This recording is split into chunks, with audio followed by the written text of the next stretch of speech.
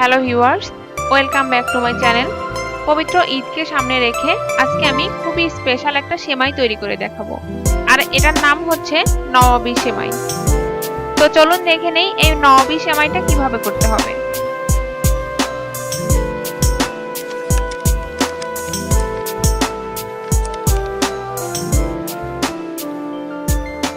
প্রথমেই চুলায় একটা প্যান বসিয়ে দিচ্ছি 1 টেবিল চামচ বাটারটা গলিয়ে নিচ্ছি।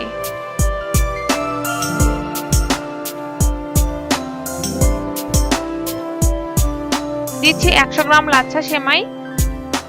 এ সময়ে চুলার আঁচটা মিডিয়াম লো রাখতে হবে।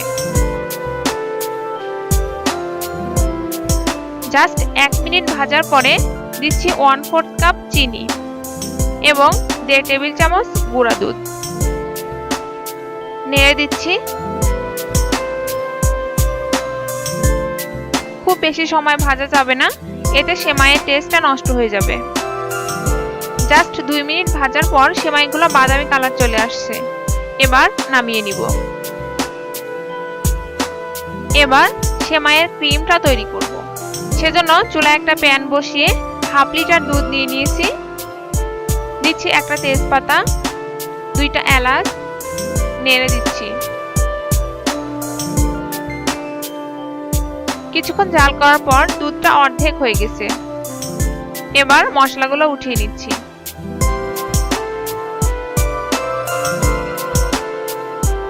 দিচ্ছি 1/4 কাপ কনডেন্স মিল্ক, মিশিয়ে নিচ্ছি।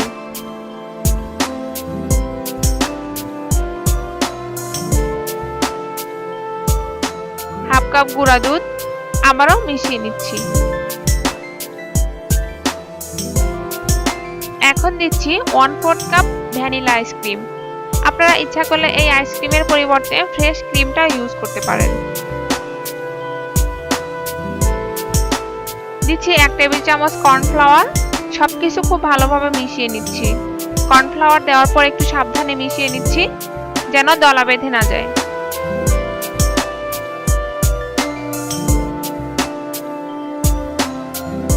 সবকিছু খুব ভালোভাবে মেশানো হয়ে গেছে।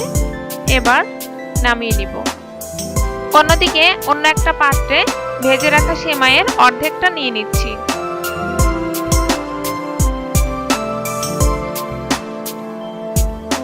এর উপর ক্রিমটা ছড়িয়ে দিচ্ছি যেন পুরোটা সেমাই ক্রিমের নিচে থাকে।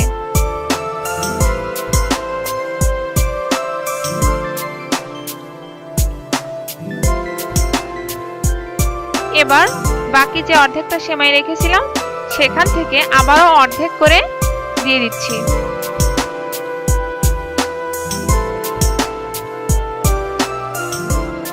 আবারও একইভাবে সেমাইগুলোর উপর ক্রিম ছড়িয়ে দিচ্ছি।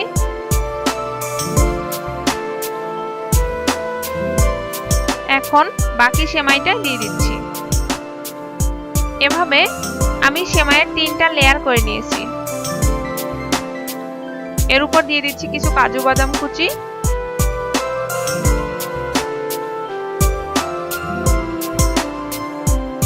এবং কিছু পেস্তা বাদাম কুচি। আপনারা আপনাদের পছন্দ মতো দিতে পারেন। আপনারা চাইলে কিশমিশও দিতে পারেন, তবে এই সেমাইয়ে বাদামটাই বেশি ভালো লাগে।